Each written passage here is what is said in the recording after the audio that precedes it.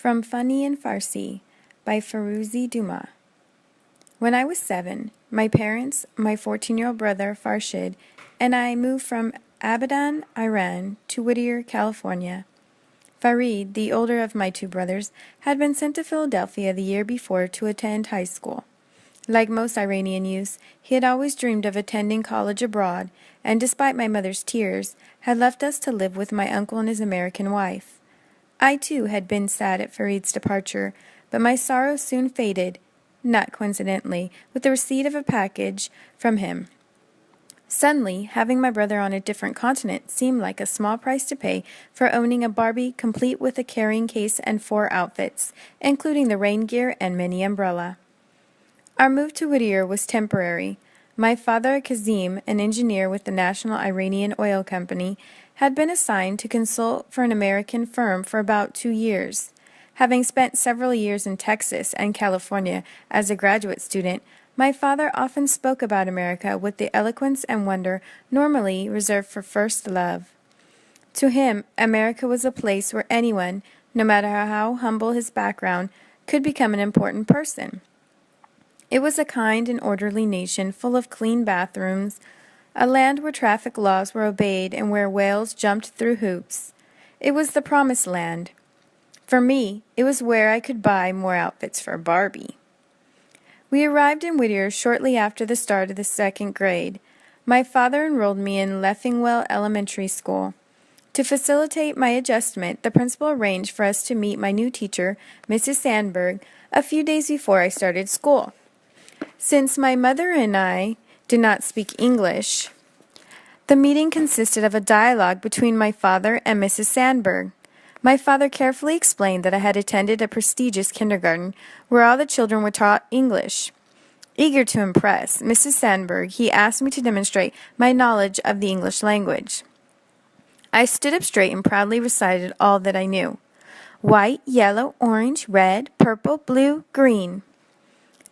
The following Monday, my father drove my mother and me to school. He had decided that it would be a good idea for my mother to attend school with me for a few weeks. I could not understand why 2 people not speaking English would be better than 1, but I was 7 and my opinion didn't matter much. Until my first day at Leffingwell Elementary School, I had never thought of my mother as an embarrassment. But the sight of all the kids in the school staring at us before the bell rang was enough to make me pretend I didn't know her. The bell finally rang, and Mrs. Sandberg came and escorted us to class. Fortunately, she had figured out that we were precisely the kind of people who would need help finding the right classroom. My mother and I sat in the back while all the children took their assigned seats. Everyone continued to stare at us. Mrs. Sandberg wrote my name on the board. F-I-R-O-O-Z-E-H. Under my name, she wrote I-R-A-N.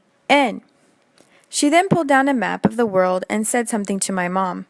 My mom looked at me and asked me what she had said. I told her the teachers probably wanted her to find Iran on the map.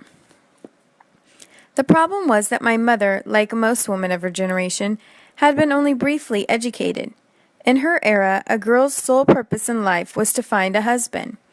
Having an education ranked far below more desirable attributes such as the ability to serve tea or prepare baklava.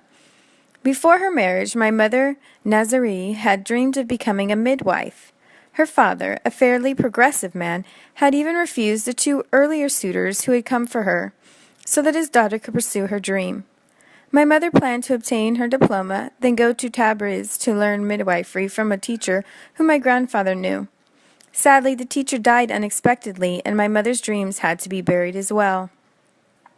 Bachelor number 3 was my father. Like the other suitors, he had never spoken to my mother, but one of his cousins knew someone who knew my mother's sister, so that was enough. More important, my mother fit my father's physical requirements for a wife. Like most Iranians, my father preferred a fair-skinned woman with straight, light-colored hair. Having spent a year in America as a Fulbright scholar, he had returned with a photo of a woman he found attractive and asked his older sister, Sadiga, to find someone who resembled her. Sadiga had asked around, and that is how at age 17 my mother finally officially gave up her dreams, married my father, and had a child by the end of the year. As the students continued staring at us, Mrs. Sandberg gestured to my mother to come up to the board. My mother reluctantly obeyed. I cringed. Mrs. Sandberg, using a combination of hand gestures, started pointing to the map and saying, Iran? Iran? Iran. Clearly, Mrs. Sandberg had planned on incorporating us into the day's lesson. I only wish she had told us that earlier so we could have stayed home. After a few awkward attempts by my mother to find Iran on the map, Mrs. Sandberg finally understood that it wasn't my mother's lack of English that was causing a problem, but rather her lack of world geography. Smiling graciously, she pointed my mother back to her seat. Mrs. Sandberg then showed everyone, including my mother and me, where Iran was on the map.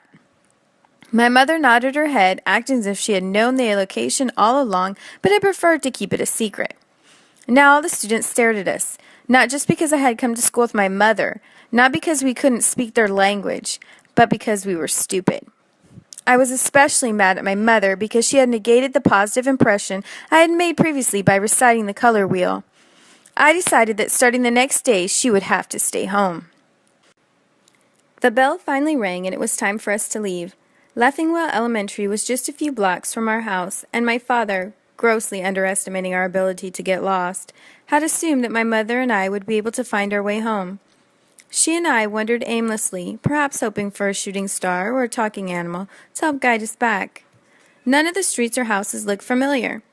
As we stood pondering our predicament, an enthusiastic young girl came leaping out of her house and said something. Unable to understand her, we did what we had done all day. We smiled. The girl's mother joined us, then gestured for us to follow her inside. I assumed that the girl, who appeared to be the same age as I, was a student at Leffingwell Elementary. Having us inside her house was probably akin to having the circus make a personal visit. Her mother handed us the telephone, and my mother, who had thankfully memorized my father's work number, called him and explained our situation. My father then spoke to the American woman and gave her our address. This kind stranger agreed to take us back to our house. Perhaps fearing that we might show up at the doorstep again, the woman and her daughter walked us all the way to our front porch and even helped my mother unlock the unfamiliar door. After making one last futile attempt at communication, they waved goodbye. Unable to thank them in words, we smiled even more broadly. After spending an entire day in America, surrounded by Americans, I realized that my father's description of America had been correct. The bathrooms were clean, and the people were very, very kind.